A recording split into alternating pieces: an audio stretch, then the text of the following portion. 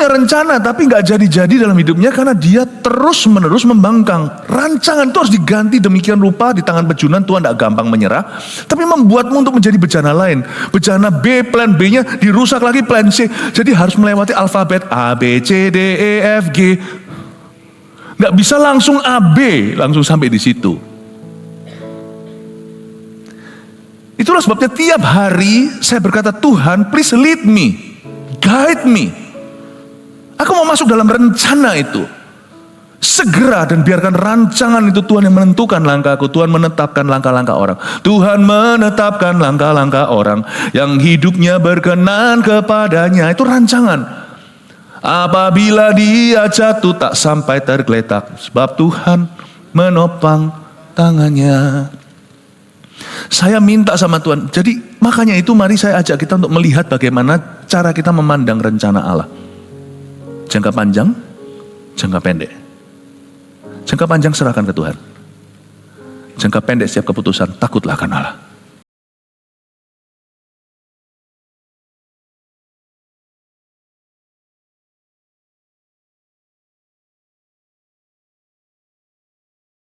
Amin. Shalom, selamat pagi jemaat terkasih. God bless you. Silakan duduk kembali. Hari ini kita akan Bible study. Topik-topik sudah saya sediakan, yang ada di depan sini Anda bisa lihat. Ibadah pertama saya akan bahas tentang sikap hati. Ternyata sikap hati kita menentukan berkat kutuk kita. Jadi judulnya sikap hatimu menentukan berkat kutukmu. Nanti sepanjang hari saya memperoleh rema-rema dalam hadirat Tuhan untuk saya bagikan jadi roti-roti sorgawi dalam kehidupan jemaat. Nanti dengarkan satu persatu. Dan saya tidak akan sediakan seperti biasanya PowerPoint atau poin-poin sederhananya. Anda yang harus mencatat sendiri rema apa yang Anda dapat. Mari kita pelajari sekarang tentang sikap hati yang menentukan berkat atau kutuk seseorang. Kita buka di 1 Samuel pasal 2 ayat 1 sampai 10. By the way, apa kabar semua? Luar biasa ya. Katakan kanan kirinya, God bless you. Oke. Ini tentang seorang wanita namanya Hana. Mamanya Samuel, nabi yang mengurapi Raja Saul dan Raja Daud, 2 raja pertama Israel. Jadi Hana ini seorang mama, wanita beriman dan berdoa. Ini figur yang sangat favorit sekali bagi para perempuan yang mau mengembangkan imannya. Seorang wanita yang ingin mengenal Tuhan, dia jadi suatu figur inspiratif. Tapi sebenarnya Hana bukan hanya berbicara ke para wanita, tapi kepada kita para pria. Karena iman tidak peduli gendernya. Iman harus hidup di dalam diri seorang laki-laki dan perempuan. Itulah sebabnya para suami tidak boleh berkata, biarkan istriku yang rohani. Oh, itu adalah pemahaman yang salah. Ya, dan jangan pernah berkata, biarkan istriku yang berdoa, sama-sama. Ya, kita belajar dari Hana ya. Saya baca dulu ayat 1. Nanti berhenti di ayat mana, saya bahas di situ. Nanti kita mulai dari sana lagi. Lalu berdoalah Hana, katanya, hatiku bersukaria karena Tuhan. Tanduk kekuatanku ditinggikan oleh Tuhan. Mulutku mencemoohkan musuhku, sebab aku bersukacita karena pertolonganmu. Tidak ada yang kudus seperti Tuhan, sebab tidak ada lain kecuali Engkau, dan tidak ada gunung batu seperti Allah kita. Di dalam Alkitab ada beberapa lagu yang dibikin oleh seorang perempuan. Ini salah satunya adalah pujian Hana. Nanti kita menjelang Natal ini, nanti waktu Christmas, salah satu yang saya bahas adalah pujian Maria. Ya, kalau Tuhan izinkan nanti saya bahas itu. Ada juga pujiannya Deborah. Jadi banyak wanita yang talented musically, secara musik. Miriam, saudaranya Musa. Dia memainkan rebana dan nyanyikan pujian. Jadi ada beberapa lagu-lagu yang digubah oleh wanita dan ditulis didokumentasi di dalam Alkitab. Menjadi firman yang kekal. Kenapa pujian Hana ini sangat istimewa? Karena dia adalah seorang wanita yang dicemoohkan oleh madunya. Suaminya punya 2 istri. Nah itulah namanya resep bencana dalam keluarga itu adalah wanita lain atau pria lain. Jangan ada pihak ketiga. Gak peduli kalau Elkana, suaminya Hana, papanya Samuel ini seorang yang beribadah, tapi kalau dia istrinya dua itu melawan gravitasi happy. Gak peduli kalau sana pendeta sekalipun pernah membangkitkan orang mati, jangan lompat dari gedung tinggi karena ada hukum gravitasi. Please respect hukum Allah. Belum lagi hukum yang sifatnya spiritual. Hukum yang jasmani, hukum fisik aja jangan dilanggar. Gak peduli kalau sana pernah membangkitkan orang mati, kalau lompat dari gedung bertingkat 10, apalagi 101 di Taiwan, Anda juga akan mati. Tuhan punya hukum yang jangan kau langgar. Hukum keluarga adalah jangan ada pihak yang lain kalau kita mau happy. Perintah Tuhan jangan berzina di 10 perintah Allah itu bukan untuk mengekang kita atau mengambil freedom atau kebebasan kita. Perintah itu diberikan pada kita untuk memelihara keluarga kita utuh, bahagia, dan anak-anak cucu kita satu-satu diberkati. Ini backgroundnya dulu ya, belum ngomong soal sikap hati. Hana ini dicemoohkan, kenapa? Karena dia mandul. Madunya, istri kedua suaminya, itu punya anak banyak. Dia diece lah, lihat ya, suami kita, kata itu cukup menjijikkan mestinya. Suami kita akan lebih cinta saya. Hana dihina. Jadi waktu Hana memperoleh anak, itu kayak kutuk diangkat. Karena zaman itu orang percaya wanita kalau nggak bisa punya anak alias mandul, itu berarti wanita itu dikutuki Allah. Jadi puji-pujian Hana ini keluar dari suatu pengalaman hidup di mana Tuhan mendengarkan doanya. Lepas lega dia, akhirnya dia punya anak. Tapi dia sudah bernasar. Makanya anak-anak Tuhan kalau sudah nasar ya gak boleh langgar. Lebih baik kita jangan janji sama Tuhan. Sebab Tuhan itu adalah pemelihara janji. Dia kalau janji pasti ditepati. Jadi Tuhan paling gak suka sama orang yang gak tepat janji. Tuhan gak suka itu. Belajar untuk menepati apa yang kau janjikan. Belajar untuk menepati komitmenmu sendiri. Tepat janji itu berarti termasuk dalamnya tepat waktu. Kita belajar tepat waktu. Ya, sama orang aja saya belajar tepat waktu. Karena waktu adalah janji saya. Kalau saya janji ketemu jam 7, saya ketemu jam 9, jam 5. Saya harus hadir di sana. Sebelumnya, kalau bisa. Kenapa? Karena orang kan lihat. Saya pernah sekali janjian sama satu orang, saya sendiri dulunya bukan tipe orang yang tepat waktu gimana, tapi istri saya tepat waktu banget. Jadi kalau kita janjian jam 1 gitu ya, mungkin dia jam 12 udah di situ 1 jam sebelumnya. Padahal bukan kita yang perlu, orang itu yang perlu. Saya belajar sesuatu, makanya dalam pernikahan kita bisa saling melengkapi.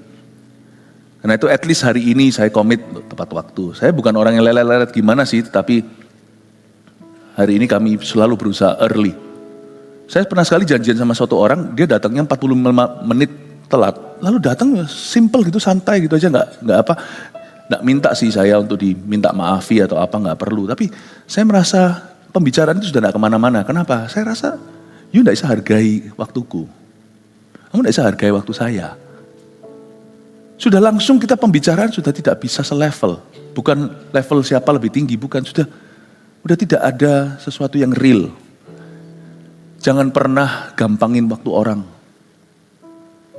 Karena itu waktu berharganya dia. Mungkin bagi Anda 45 menit, itu apa. Tapi bagi dia 45 menit itu bisa berarti ketemu orang lain, atau bantu orang lain, atau mungkin pekerjaannya. Atau mungkin sama anaknya. Jangan hakimi dari sisi satunya. Karena mereka yang paling tahu hidup mereka. Hargai aja waktu mereka. Hargai waktumu sendiri. Ibadah juga sama. Puji Tuhan kalau saya lihat di ibadah jam 7 ini no problemo. Tidak masalah. Banyak orang early sih. Ya, Anda tidak mungkin datang sepagi ini untuk telat, nggak mungkin. Tapi biasanya ibadah tambah siang. Tapi karena mungkin parkiran macet segalanya. Kalau macet ya datanglah lebih pagi. Kalau parkirannya penuh ya datanglah lebih awal. Sama manusia aja kita nggak boleh nggak tepat janji. Termasuk tepat waktu. Karena waktu adalah janji. Sama Tuhan apalagi. Saya itu jarang untuk bisa keliling-keliling gimana. Tapi kemarin saya juga ada di sini. Anak-anak muda kita nanti kita pelajari, kita akan ajari. Sebagian besar anak-anak muda kita sudah very good tepat waktu. Tetapi juga ada beberapa yang mungkin tunggu temennya. Worship tinggal satu lagu. Masih tunggu temannya, masih gitu. Nyantai lah, habis itu naik ke atas ya, namanya anak muda lah, remaja. Nggak banyak gitu, tapi 1-2. Kebetulan kemarin saya lagi keliling. Nah lalu lucu, waktu saya lagi keliling, lalu habis itu saya ketemu tamu. Beberapa tamu pada berdatangan kemarin, karena saya nggak bisa temui kalau hari Minggu gini di antara ibadah. Saya punya banyak appointment untuk doain orang sakit, orang apa. Jadi saya nggak mau pakai waktu berharga untuk tamu, tapi untuk jemaat yang tetap. Jadi kemarin pas lagi gitu tiba-tiba ada beberapa anak-anak muda. Beberapa anak-anak muda datang ngomong sama saya, boleh foto nggak kok Philip? Loh, oke lah gitu ya. Cuma saya tanya sama dia, kelihatannya dia bukan usianya voltage nih. Tadi ada beberapa yang lebih kecil sih, boleh foto nggak? Saya tanya, sudah ibadah nggak? Barusan pulang ibadah. Wah seneng kita foto bersama. Ya, tapi ada juga yang, boleh foto nggak? Boleh. Itu sudah lagu terakhir. Kan kelihatan di TV-nya di bawah itu. Lalu habis foto nggak? Saya tanya, loh kamu dari ibadah? Rasanya usianya bukan voltage deh. Enggak, saya mau ibadah. Loh kok nyantai masih bisa foto? Tinggal 1 lagu. Come on lah. Saya langsung beritahu, enggak. Ada yang saya tolak. Peduli amat kalau semuanya ada yang mengira saya sombong. Saya itu siapa lah diajak foto. Enggak lah, kita itu enggak pernah merasa, kita itu bukan artis. Saya pendeta, bukan artis. Hamba, rakyat. Saya bilang, enggak, kenapa? Ibadah dulu. Nah kalau dia nggak sekarang begitu, nanti suatu hari berbisnis gimana? Mana bisa profesional? Ya.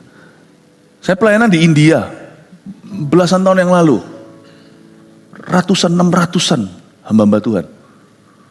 Waktu telat gitu ya. Bukan telat 5 menit.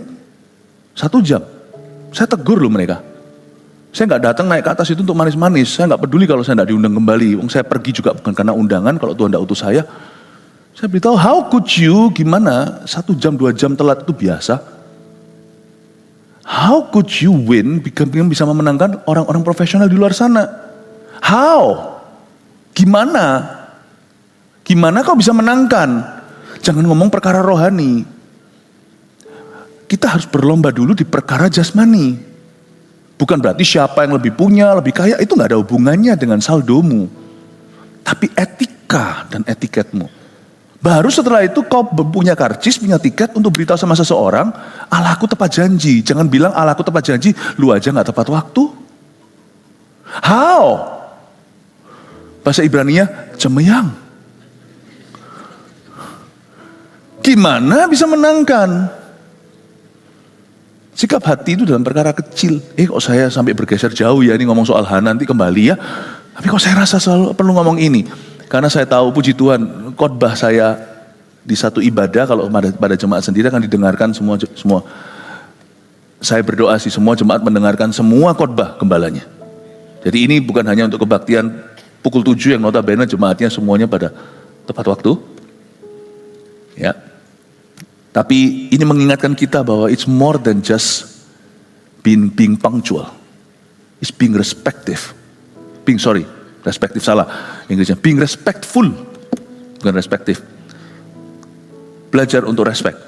Saya respect, apalagi kalau sudah janji sama orang tua. Waduh rasanya gak bisa mengampuni diri sendiri kalau saya yang telat membiarkan yang tua menunggu, itu rasanya gimana gitu. Ya. Jadi Tuhan itu yang paling tua, tuakan dia. Oke, kembali ke Hana. Aduh, Hana sorry, saya tinggal sebentar.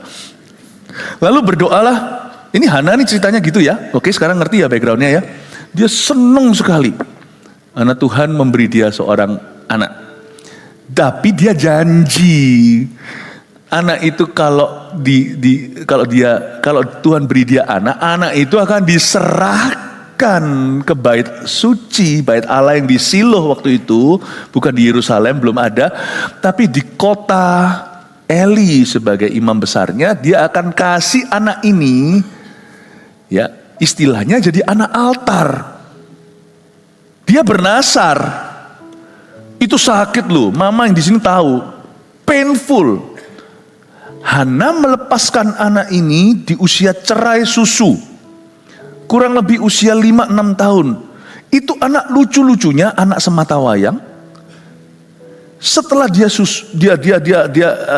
susui sendiri, dia jaga sendiri, lalu umur 5, umur 6 ditaruh di bait Allah, tidak pulang lagi bersama papa mama. Itu painful. Jangankan anak kecil. Kalau kita sudah mantu aja, ya, kalau kita punya hubungan yang erat dengan anak kita setelah menikah nggak pulang ke rumah, ini dari pengalaman pribadi. Itu rasa something is missing. Awal-awal pertama pulang itu lihat loh, saya masih nunggu loh anak saya, kok nggak pulang dia? Oh iya sih sudah nikah, kok nggak pulang dia? Bahkan ada beberapa orang tua yang terus berusaha menahan anaknya yang sudah dewasa, udah kawin, terus menerus dipaksa harus tinggal serumah, kecuali kalau orang tuanya memang sudah lanjut usia. Kita itu nggak tega, nggak rela, apalagi Hana dapat anak ini susah, umur 5-6 tahun, bukan umur 56 tahun, dilepaskan ke bait Allah, kasih ke Tuhan. Tapi Hana memang tiap tahun kembali bawa baju rajutannya, ketemu sama anak itu. Zaman dulu itu nggak ada veci, nggak ada pesawat terbang, nggak ada kereta. Dari kota ke kota itu jalan tuh berhari-hari. Dia nggak bisa setiap kali, tiap tahun sekali dia berziarah, lalu dia lihat anaknya. Coba bayangkan perasaan seorang mama, seorang ibu, lepaskan anak umur 5-6 tahun, itu nggak nangis tiap hari apa? Saya tahu berat buat orang tua saya juga waktu kami harus keluar negeri, pasti kepikiran, apalagi seorang ibu. Sekarang ngerti ya? Mari kita pelajari sekarang bahwa puji-pujian Hana ini adalah saat dia melepas anaknya, tidak pulang sama dia. Kok bisa memuji Tuhan? Coba pikirkan. Orang memuji Tuhan itu kalau nyaman. Ini memuji Tuhan saat dia berkorban. Can you praise Jesus when you sacrifice something precious? Bisakah kita itu memuji Tuhan waktu kita mengorbankan sesuatu yang berharga dan menyakitkan? Kalau tidak menyakitkan itu namanya pemberian. Kayaknya banyak, tapi orang bisa memberi dari kelimpahannya, misalnya orang kaya. Tapi janda itu memberikan semua yang ada padanya, itu baru namanya korban. Memuji Tuhan itu mudah, kalau everything, semua segala sesuatu happy ya. Tapi waktu kita sedih, disakiti, waktu kita dirudung masalah, bisakah kau memuji Tuhan? Kalau kita bisa bersyukur dalam segala keadaan, apalagi waktu susah, itu baru namanya korban pujian. Korban itu sakit. Hana memuji Tuhan saat dia sakit. Saya bisa bayangkan pasti berlinang air mata. Jangankan waktu saya dan istri saya kirim anak-anak sekolahnya kan jauh. Itu pulang itu. Selama di pesawat itu saya mikir, hati saya itu kayak, padahal ya anak sekolah loh itu baik. Udah besar juga. Ini gak pulang selama-lamanya, forever and ever, amin. Sudah dikasih ya dikasih, jangan ditarik kembali. Orang kalau gitu kan, kalau memang gak rela ngasih, tapi habis itu ditarik lagi. Jadi Hana memberikan Samuel, dan dia bisa memuji Tuhan. Coba lihat, lalu berdoalah Hana. Katanya, hatiku bersukaria karena Tuhan. Titik, sudah cukup, itu kesaksian iman. Wow, hatiku bersukaria bukan karena aku pisah sama anakku sematawayang. Hatiku bersukaria bukan karena waktu menepati janji ini mudah. Hatiku bersukaria bukan karena aku bayar nasar dan itu tidak seberapa. Anak belum keluar, dulu dia inginkan, tapi setelah keluar lebih susah. Kenapa? Sekarang dia cinta. Sebelum Anda punya anak, Anda kan belum mengingini anak kan, tapi belum cinta anak kan. Waktu anaknya keluar, Anda baru jatuh cinta kan. Setelah 5-6 tahun tuh susah banget. Lucu-lucunya, mama. Dilepas. Hana berkata, hatiku bersukaria. Dari sini saya tahu sukacita tidak sama dengan happiness. Joy is not happiness. Sukacita itu bagi orang Kristen itu bisa saat ketika dia sedih, ketika dia menangis, tapi dia merasa ada sukacita karena Tuhan menyertai penderitaanku. Sukacita Paulus itu di penjara, di situ dia tulis surat Filipi. Sukacita itu gak ada hubungan dengan happy. Dan happy gak tentu sukacita. Orang kelihatannya happy, orang mabuk juga happy, wah ketawa sendiri. Orang nge-fly juga happy. Atau pergi ke Eropa, hati-hati kalau kita pergi ke mini store-nya. Lollipop, permen gitu, itu kelihatan lucu. Ayo jangan kasih anaknya, nanti anaknya bisa ketawa sendiri. Dibaca dulu penjelasannya. Ini bisa membuatmu merasa seperti ada di pantai katanya. Itu ternyata marijuana. Dijual bebas. Jangan beli permen sembarangan. Itu juga bisa buat happy. Itu permen tuh yang isinya narkoba. Itu bisa membuat orang, iya. Happy is not joy. Joy, sukacita, itu berakar pada kesadaran bahwa ini Tuhan. That is joy. Hana bersukaria. Sangat ironis kan? Karena Tuhan. Karena Tuhan. Bergembiralah karena Tuhan. Maka Tuhan akan memberikan apa yang diinginkan hatimu. Bukan kebutuhan, udah levelnya beda. Kalau kita bisa bergembira karena Tuhan, kita gak mungkin sengaja berdosa kepadanya. Karena itu Tuhan berani berjanji dan Tuhan rasa aman sama kita. Kalau kamu bergembira karena aku, yang diinginkan hatimu akan kuberikan kepadamu. That's a powerful statement. Itu janji yang luar biasa. Bergembiralah karena aku. Jangan ngeluh, akhir tahun ini kok susah ini itu. Pasti ada banyak susahnya. Pasti, hidup itu pasti akan ada banyak susahnya. Tapi bergembiralah karena Tuhan ada di hidupmu sampai akhir tahun ini. Amin Bapak Ibu. Tanduk kekuatanku ditinggikan oleh Tuhan. Mulutku mencemoohkan musuhku. Sebab aku bersukacita karena pertolonganmu. Kenapa Hana tidak berkata, aku bersukacita karena sekarang kau bungkam mulut maduku. Jangan pernah kita bersukacita karena Tuhan jatuhkan musuh kita. Itu namanya orang hatinya bernafsu.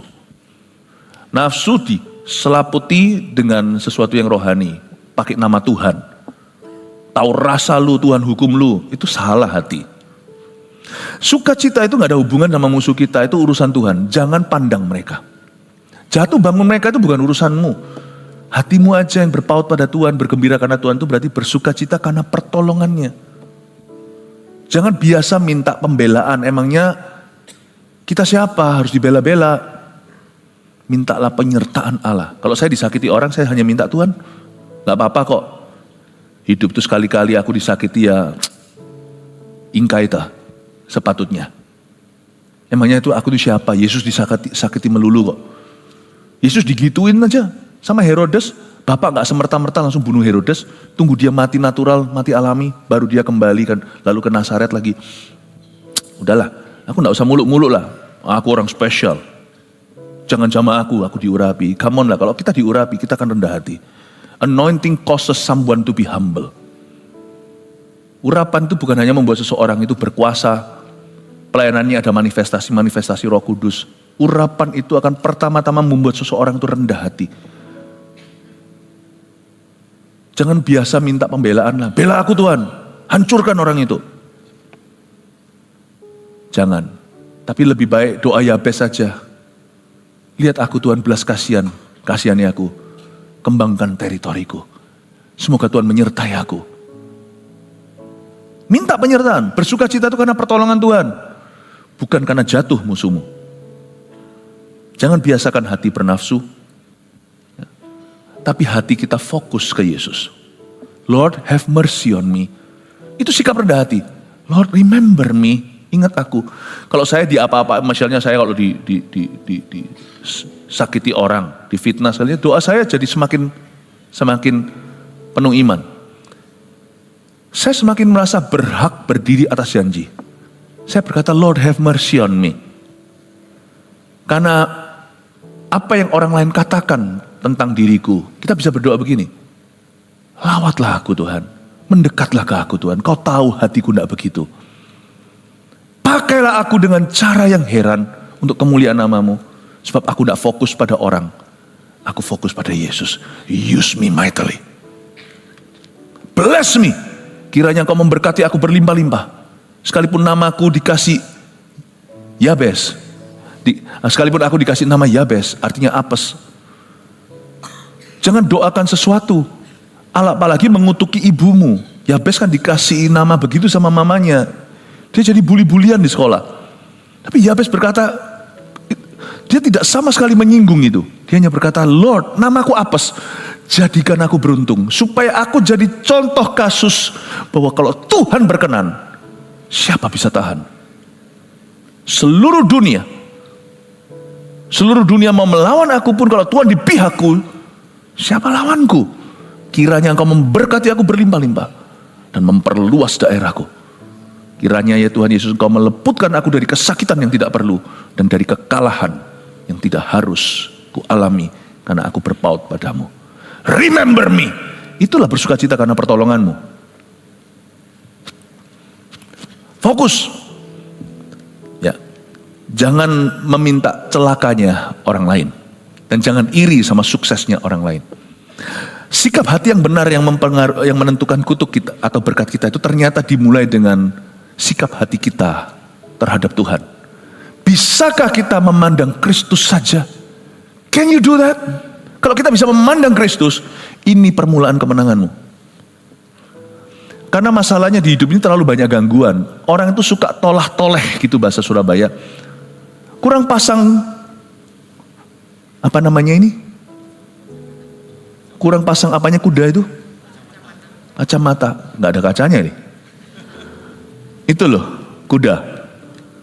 Kurang pasang itu. Kalau kita bisa pasang itu, sikap hati kita tidak akan salah. Tidak ada yang kudus seperti Tuhan, sebab tidak ada yang lain kecuali Engkau. Puji Tuhan, lihat ini Hana. Nggak ada yang kudus seperti Tuhan, nggak ada yang seperti Engkau. Dan tidak ada gunung batu seperti Allah kita. Hana itu lihat, konsentrasinya pada siapa? Tidak ada yang lain kecuali Engkau. Makanya hidupnya mengalami penyertaan Allah. Karena dia tidak izinkan imannya terganggu. Hatinya profesional pada Tuhan. Hatinya profesional. Dan karena dia punya mata tertuju pada Kristus, tidak heran Kristus turun tangan. Pernahkah Anda ajak bicara seseorang yang tidak konsentrasi padahal Anda ngomong sesuatu yang serius jadi malas? Ngomong gitu matanya, jangankan gini aja udah membuat Anda jadi, Sama Tuhan juga sama. Kalau kita ngomong terus, oh iya, sambil disambi, sebentar ya, ambil telepon. Kalau kita tidak bisa konsen sama Tuhan, Tuhan juga tidak akan wahyukan. Tuhan itu seperti orang, punya perasaan. Hanya perasaannya mulia, tidak ada sesuatu yang salah, tidak ada dosa di dalam Tuhan, tidak ada pertukaran bayangan. When you talk to God, konsentrasi. Loh, nggak harus doa itu harus dengan postur tertentu, berlutut, lipat tangan, enggak tentu. Ada banyak postur doa. Doa itu yang utama adalah hati konsentrasi dan berkomunikasi pada Allah. Itu doa. Enggak tentu kita harus dengan postur tertentu sekali lagi, karena Alkitab ada banyak cerita, misalnya di kitab Mazmur pun dikatakan, on my bed, di atas ranjangku, aku mengingat Engkau pada malam hari. Jadi bahkan bisa dalam kondisi berbaring seperti ini, kita itu komunikasi dengan Tuhan Yesus. Nehemia saat dia kerja, hatinya berseru kepada Tuhan waktu dia menghadap raja. Dia bukan di ruang doa. Doa itu adalah berbincang dengan Tuhan. Dan kalau kita lagi berbincang dengan Tuhan, orangkan Tuhan. Sama orang aja kita tidak boleh begitu. Coba sekali-kali ya dalam sebuah meeting penting. Bosnya lagi bicara gitu atau lagi meeting semuanya. Semuanya lagi konsentrasi penuh. Kita HP-an terus. Ini bisa-bisa bosnya tegur, kamu HP-an itu urusan kerjaan atau bukan? Itu bos. Atau misalnya kalau kita bicara, ngobrol-ngobrol, terus habis itu mata kita itu nggak konsen. Pernahkah Anda ngomong-ngomong sama orang tiba-tiba dilihat belakang, Anda juga ikut lihat belakang? Akhirnya Tuhan terpaksa harus lihat belakang, lihat dosamu. Kita lihat belakang melulu. Tapi kalau kita lihat ke wajahnya, pandang matanya, mungkin kita bisa menangkap sesuatu melebihi kata-katanya. Oh, itu maksudnya. Kita bisa menilai emosi seseorang waktu kita pandang mata dengan mata. Sehingga kita tahu dia sedang berada di mana. Makanya itu doa tidak bisa diwakilkan. Karena orang yang berdoa lah yang mengerti perasaan Tuhan. Makanya nanti akan ada tuntunan. Kalau doa diwakilkan, kita didoakan terus melulu, kita sendiri gak pernah berdoa. Lama-lama kita juga mengerti teorinya, tapi kita tahu tuh jalani, kita gak peka. Belajar untuk konsen sama Tuhan when you pray. You see, it's not your prayer really yang ujung-ujungnya bisa mengubah, it's how you pray. Tentunya to whom you pray, berdoanya kepada siapa itu harus penting. Kalau kita salah berdoa, kita berdoa pada kayu, kita berdoa pada batu, ya kita nggak bisa memperoleh lebih dari itu. Tapi kalau kita berdoa kepada Dia, Allah yang hidup, itu nomor satu. Tapi bukan doamu. Orang kan salah ngerti, salah sangka, oh doaku kurang mempan, mungkin kurang mantap, kurang fasilida. Siapa bilang doa itu hubungan dengan fasilida? Doa itu fasih hati. Mungkin kita gagap dalam mengutarakannya atau nggak pas gimana, tapi hatinya sungguh-sungguh dan segenap hati saat memanjatkan doa. Is how you pray, bagaimana kau berdoa. Saya punya seorang teman kalau doa itu lucu, tapi jangan sekali-kali ketawa. Awal-awal kami tertawa, tapi lama-lama kami lihat doanya lebih berkuasa dari doa kami. Waktu itu saya masih bayi rohani, ada satu gitu ya. Waktu saya di gereja tersebut, dia kalau doa itu aneh. Dia bukannya nggak baca Alkitab, dia tahu Alkitab. Tapi kalau dia doa itu lucu ya, mungkin itu bahasanya dia atau bahasa masa kecilnya, karena orangnya sudah tinggal lama di Kanada, jadi itu mungkin bahasa Indonesianya yang dulu nggak lulus SD, lebih ngerti Inggris atau gimana. Kalau ngomong bahasa Indonesia aneh, Tuhan gimana tuh, ya Tuhan Tuhan angkat dia, tarik rambutnya. Saya pikir rambut ditarik segala, maksud dia itu keluarin dari masalah gitu juga gampang. Tarik rambutnya Tuhan buat dia seka. Mana ada doa seka kakinya, maksudnya itu dimurnikan dari dosa gitu loh bahasanya. Tapi kalau dia doa, orang berdosa nangis. Kalau dia berdoa, orang bermasalah dapat jawaban. Saya lihat ternyata dia tidak fasih lidah. Ya fasih hati. Mau fasih lidah? Cari orang Farisi. Fasih banget tuh. Tapi gak jujur hatinya. So don't worry, everyone can pray. Katakan kanan kirinya, everyone can pray. Semua orang bisa berdoa. Tapi jangan lupa doanya dalam nama Tuhan Yesus, ya. Pasti Tuhan Yesus dengar. Tuhan Yesus itu pintar. Pernahkah Anda bicara dengan seorang mama, anaknya itu belum bisa bicara, tapi langsung tahu minta susu atau minta apa? Ada anak kecil misalnya, anaknya jemaat, dia ngomong apa nggak ngerti, saya nggak ngerti. Tapi ternyata susternya bisa ngerti karena susternya bergaul dengan dia tiap hari. Oh ini maksudnya ini loh Pastor Philip. Oh, karena dia belum lafalnya belum betul. Tuhan itu nggak perlu lafalmu betul karena Dia itu mengasuhmu, Dia tahu. Dia tahu. Bahkan anak berkebutuhan khusus kalau sama mamanya sendiri, mamanya tahu maksudnya apa. Gitu nggak tahu ngomong apa gitu ya. Waktu itu saya ketemu dengan salah satu mama bilang dia kepingin rangkul Pastor Philip. Oh dengan senang hati. Oh dari tadi saya nggak ngerti mau dirangkul. Dia ngomong sesuatu saya coba dengarkan, maksudnya dia minta dirangkul. Mamanya yang tahu. Tuhan tuh lebih mama daripada mamamu. Ayah ibu itu semua bermula dari gambar dan rupa Allah. He knows how to be a father, He knows how to be a mother to you. Allah kita adalah Bapa. Tapi ayah ibu dicipta dari gambar dan rupanya. Tuhan yang kasih nature itu. Tuhan kasih yang namanya kepekaan, feelingnya peka, logika seorang ayah, perasaan seorang ibu itu semua dari Tuhan. God knows you. Jadi gak harus Anda tata demikian rupa. Oh Tuhan baru ngerti. Tuhan itu gak bodoh. Apalagi Tuhan itu jenius. He understands you. Tapi perlu konsentrasi karena Dia tidak suka orang basa-basi dengan Dia. Tuhan itu pejabat di atas pejabat, dia raja di atas segala raja. Orang yang basa-basi mencium kakinya udah banyak. Tapi yang ngelap kakinya dengan air mata, hanya wanita Narwastu itu. Perhatikan bagaimana kita berdoa. Saya akan mempersiapkan Anda untuk punya sikap hati yang jadi mesbah. Khotbah saya ini menyediakan sebuah fondasi untuk Anda berdoa, apalagi di akhir tahun ini nanti sebelum kita masuk tahun depan. Ini namanya spiritual positioning atau memposisikan diri secara rohani.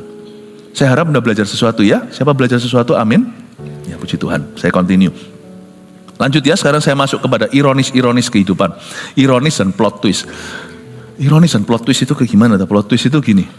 Terlalu banyak ceritanya, orang ini dulu gimana, ternyata akhirnya kebalik nanti. Yang dahulu menjadi kemudian menjadi terdahulu. Kalau di drama-drama kan banyak ya. Drama-drama itu semua fantasi. Tapi Tuhan itu realita. Tuhan itu sutradara terhebat. Jangan tantang dia. Sebab kepala bisa jadi ekor, ekor bisa jadi kepala. Karena bagi Tuhan tidak ada yang mustahil. Ada terlalu banyak cerita kalau saya buka satu-satu. Perjanjian lama juga ada. Orang lagi krisis ekonomi luar biasa dalam waktu 1 hari. Padahal tadinya orang itu makan kotoran manusia itu ditimbang. Krisisnya begitu parah, kotoran manusia ditimbang dan dijual per gram itu seperti emas. Menjijikan dan mengerikan. Dalam waktu sekejap Tuhan mengubahnya. Negara itu makmur luar biasa kalau Anda baca. Tapi ada satu perwira yang menghina Tuhan. Mana mungkin sekalipun sorga tekuk turun pun ini gak mungkin terjadi. Orang itu diinjak-injak mati waktu terjadi huru hara. Karena orang-orang semua mengambil dan menjarah berkat untuk mereka. Mati keinjak. Itu coba baca satu-satu. Terlalu banyak. Tuhan itu jangan ditantang. Karena Tuhan tahu gimana memiskinkan seseorang dalam waktu sekejap. Dan Tuhan juga bisa memperkaya seseorang dalam waktu sekejap. Tapi jangan kita berharap kekayaan. Jangan. Ubahlah hatimu dulu. Mari kita lihat sekarang ayat 3. Janganlah kamu selalu berkata sombong. Ini sekarang janganlah caci maki keluar dari mulutmu. Karena Tuhan itu Allah yang maha tahu. Dan oleh dia perbuatan-perbuatan diuji. Busur pahlawan pada pahlawan telah patah. Tetapi orang-orang yang terhuyung-huyung pinggangnya berikatkan kekuatan. Ayat 3 dan 4 saya jelaskan. Tentunya ini adalah sindiran dalam doa. Untungnya Hana tidak menyindir madunya secara langsung. Kalau Anda mau sindir siapa-siapa, please, monggo silakan. Tapi dalam doa. Saya bolak-balik sindir orang dalam doa. Bukan dalam khotbah, jangan kalau dalam khotbah. Anda mau sindir seseorang dalam doa, maka itu jangan salahi kalau orang yang benar atau orang yang lebih benar dari kita. Kalau dia sekali sindir depan Tuhan, Tuhan ngerti maksudnya. Saya paling takut nyalahi orang benar atau lebih benar. Supaya saya jangan jadi orang salah dan lebih salah.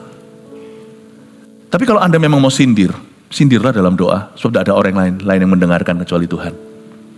Hana menyindir ngadunya. Jangan kamu selalu berkata sombong. Untungnya dia nggak telepon tuh si istri kedua dari suaminya. Kamu jangan sombong ya, tidak usah. Dia nggak ke sosial media. Cari pembenaran dari manusia, dia carinya dari Tuhan. Dia berkata, janganlah kamu selalu berkata sombong, janganlah caci maki keluar dari mulutmu, karena memang yang sana itu sombong banget. Tiap hari, tiap tahun terutama waktu mereka berziarah ke Silo itu selalu Hana terima caci maki. Mandul lah, Tuhan gak sertai kamu lah, apes lah kamu lah. Karena Tuhan itu Allah yang maha tahu, dan oleh dia perbuatan diuji. Sebuah peringatan bahwa sikap hati yang Tuhan benci dan kerap kali akan menjadi sindiran orang benar dalam doa adalah namanya sikap hati arogan. Jangan pernah sombong. Karena orang yang arogan harus tahu bahwa masih ada langit di atasnya. Masih ada Tuhan. Jangan caci maki keluar dari mulutmu itu artinya jangan pernah secara sengaja menghina orang lain karena mereka tidak seberuntung kita. Never. Karena waktu kita lakukan itu kita sedang mengakui bahwa berkat kita itu milik kita. Mungkin kita lebih pintar bergaul, mungkin kita lebih banyak teman, atau itu ada hubungan dengan harta, atau posisi kedudukan, atau sukses hari ini. Remember, waktu kita menghina orang lain, kita berkata bahwa kitalah Tuhan atas berkat kita. Dan Tuhan yang kita tantang. Itu membuat Tuhan jadi menyesal memberkatimu. Jangan caci maki keluar dari mulutmu itu, karena setiap caci maki yang kita lakukan, yang kita lontarkan, termasuk pada orang-orang yang kita hina, itu adalah direct challenge to God. Tantangan langsung ke Tuhan. Itulah sebabnya jangan jadi arogan, artinya jangan celebrate, jangan rayakan kemenanganmu terlalu dini.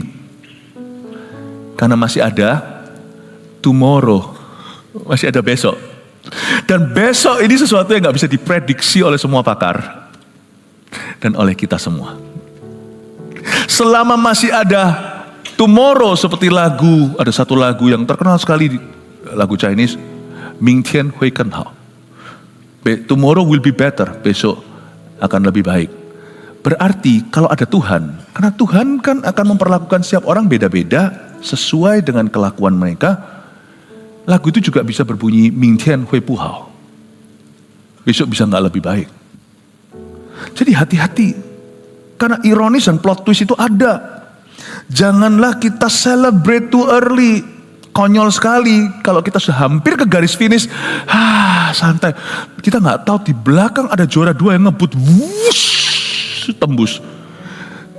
Jarak segini dia yang champion. Jangan pernah kita merasa kita sudah sampai. Sebelum seseorang itu mati, jangan berhenti. Jangan berhenti bertumbuh. Jangan berhenti untuk mengasihi. Jangan berhenti untuk mencari Tuhan. Lebih baik ya kita itu satu taraf di mana kalau kita mati nanti suatu hari, kita waktu melek di sebelah situ, loh udah finish tah, baru kita sadar di sana. Gini jangan di sini. Jangan pernah. Itu yang disebut dengan jangan kamu selalu berkata sombong. Never praise yourself, jangan memuji dirimu sendiri. Don't celebrate too early, jangan merayakan terlalu dini. Dan jangan memandang rendah siapa-siapa. Karena Tuhan itu Allah yang Maha Tahu. Berarti hanya Tuhan yang tahu masa depan kita yang namanya besok itu adalah urusan Tuhan. Dan oleh dia perbuatan-perbuatan diuji itu perbuatan siapa? Perbuatan kita yang diuji Tuhan.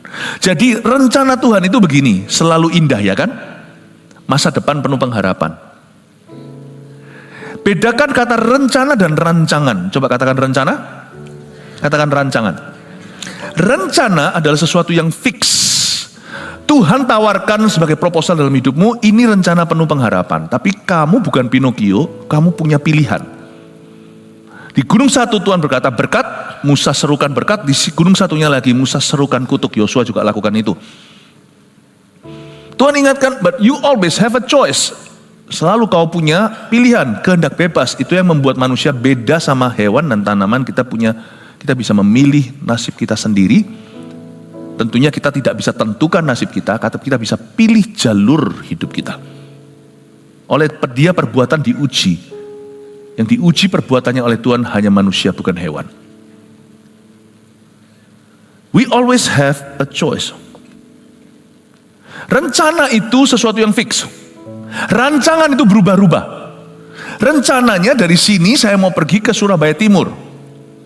Macet nih, rancangannya ganti. Ditawarkan di GPS apps yang saya pakai, maukah pakai rute yang lebih singkat? Rencananya tetap, rancangannya berbeda. Saya dibawa ke rute lainnya untuk menghindari kemacetan. Rancangan itu sesuai dengan kondisi lapangan. Rancangan manusia memikirkan jalannya, Tuhan menentukan langkahnya. Jalan itulah rencana Tuhan. Langkah kita adalah rancangannya. Makanya ada banyak orang yang diher terus di situ sama Tuhan.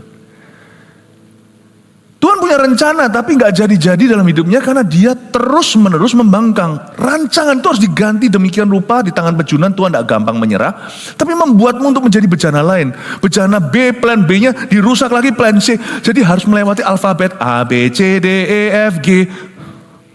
Gak bisa langsung A, B, langsung sampai di situ. Itu Itulah sebabnya tiap hari saya berkata, Tuhan please lead me, guide me. Aku mau masuk dalam rencana itu.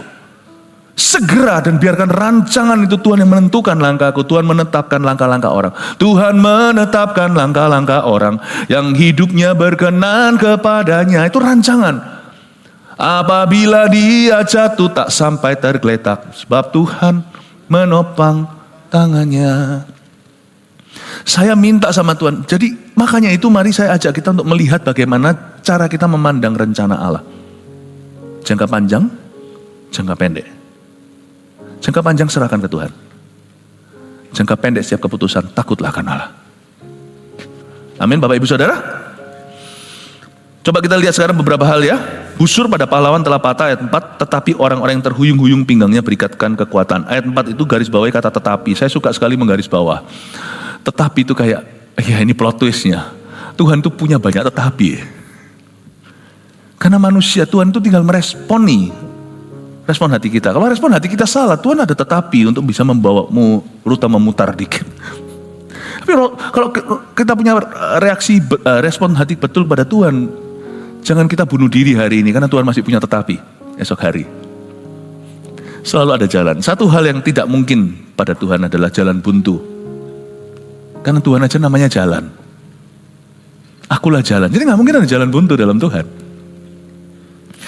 Saya selalu percaya pada tetapi. Kalau hari ini saya susah, saya berkata, oh Tuhan, aku minta tetapimu. Busur pada pahlawan telah patah.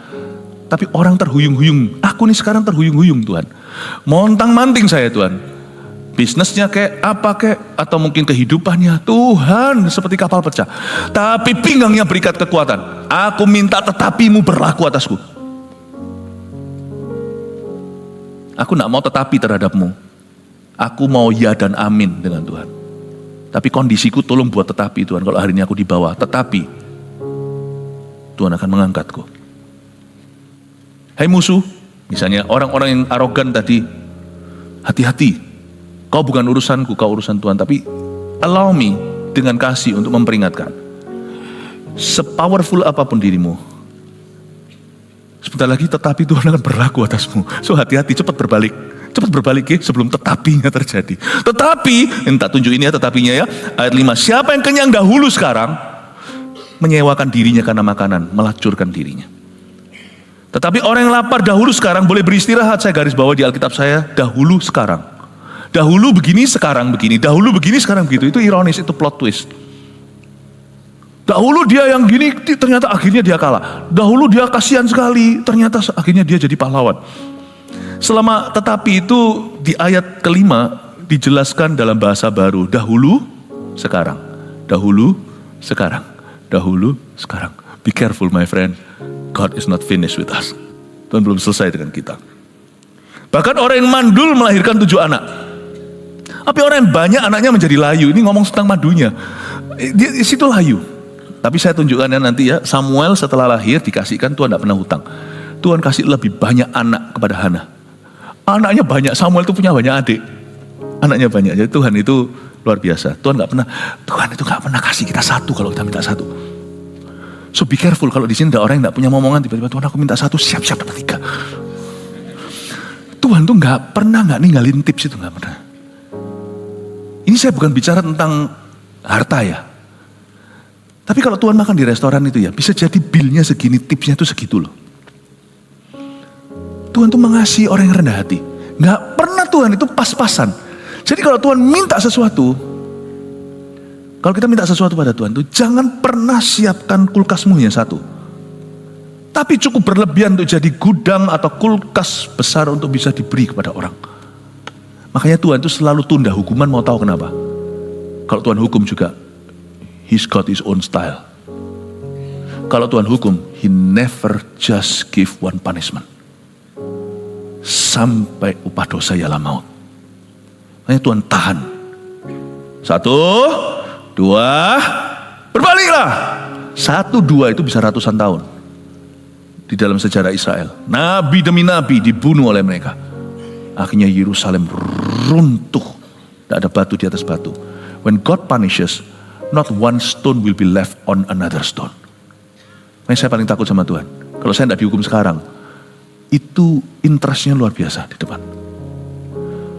Kalau hari ini saya berdosa dan bisa get away atau bisa lolos, jangan bahagia dulu, jangan celebrate too early. Di depan ada yang menunggumu. Saya mending ketemu dengan penunggu satu rumah, penunggu di situ maksudnya ada hantu. Saya nggak takut kalau Tuhan beserta daripada yang nunggu saya, penunggunya adalah Tuhan. Kalau Tuhan kata, I'm gonna wait for you on this side, be careful. Hukuman Tuhan tidak pernah satu cambuk. Makanya disebut gada. Hati-hatilah. Saya paling takut sama Tuhan. Karena Tuhan itu yang memegang dahulu sekarang. Bahkan orang mandul pun melahirkan 7 anak. Orang banyak anaknya menjadi layu. Ini jangan lupa ya, ini Hana masih belum punya anak lain. Ini baru 1 diserahkan. Dia sudah bernubuat, nanti dia punya anak lagi. Oke, cepat ayat 6. Tuhan mematikan dan menghidupkan. Oke, saya nggak akan bahas. Ia menurunkan ke dalam dunia orang mati dan mengangkat dari sana. Tuhan membuat miskin dan membuat kaya. Ia merendahkan dan meninggikan juga. Ini ada lagunya kan? Ya. Jadi, tapi juga ini mengingatkan kita pada satu lagu yang lain. And now let the poor say I am rich, let the weak say I am strong, let the poor say I am rich. Biarlah yang miskin berkata aku kaya, biarkan yang lemah berkata aku kuat. Tuhan membuat miskin dan membuat kaya. Ia menegakkan orang yang hina dari dalam debu dan mengangkat orang yang miskin dari lumpur, untuk mendudukkan dia bersama-sama dengan para bangsawan dan membuat dia memiliki kursi kehormatan. Sebab Tuhan mempunyai alas bumi dan di atasnya ia menaruh daratan. Oke, dari ayat ini Tuhan mempunyai alas bumi, saya mendapatkan suatu prinsip sederhana bahwa Tuhan selalu in control di dunia ini. Tuhan selalu pegang kendali. Sekalipun kelihatannya dunia lepas kendali, Tuhan selalu pegang kendali. Masalahnya iman. Iman kita itu kalau nggak berbenah, kita akan cenderung nggak beriman, karena di hidup ini arus dunia menarik kita jauh dari itu. Kedua, kita masih hidup di dalam tubuh Adam dan Hawa, meskipun roh kita sudah ditebus, tubuh kita sekarang tidak hidup sesuai nafsu, tapi Roh Kudus. Tapi jangan lupa kita masih daging dan darah. Selama kita masih daging dan darah, kita tahu teorinya begitu di sebelah sana.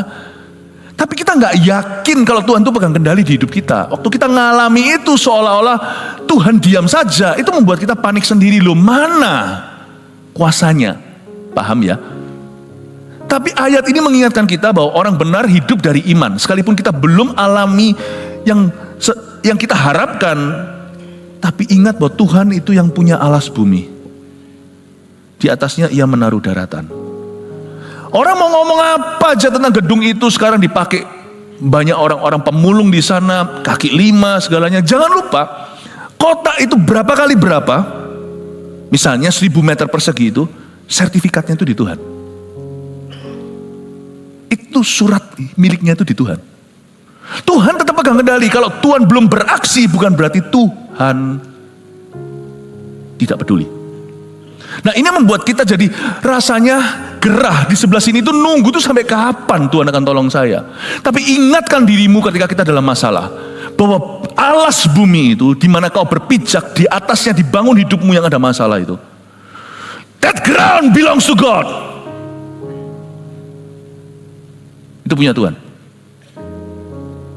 Saya selalu ingatkan saya, kalau Tuhan belum muncul dalam situasiku, maka saya tetap percaya. Saya percaya, saya berada.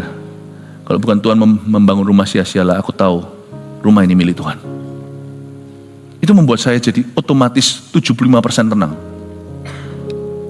25% lagi saya masih terus bergumul dengan perasaanku. Tetapi iman saya sudah teguh bahwa Tuhan yang memiliki aku. Langkah kaki orang-orang yang dikasihinya dilindunginya. Itu dia maksudnya. Tetapi orang-orang fasik akan mati binasa dalam kegelapan. Sebab bukan karena kekuatannya sendiri seseorang berkuasa. Orang yang berbantah dengan Tuhan akan dihancurkan. Atas mereka ia mengguntur di langit. Tuhan mengadili bumi sampai ke ujung-ujungnya. Coba perhatikan kalimat berikutnya ini, saya jelaskan. Ia memberi kekuatan pada raja yang diangkatnya. Dan meninggikan tanduk kekuatan orang yang diurapinya. Ini aneh. Loh, kok bisa aneh? Jangan lupa zaman apa? Kita Bible study ya. Ini zaman Israel belum pernah dari sejak Adam dan Hawa punya seorang raja.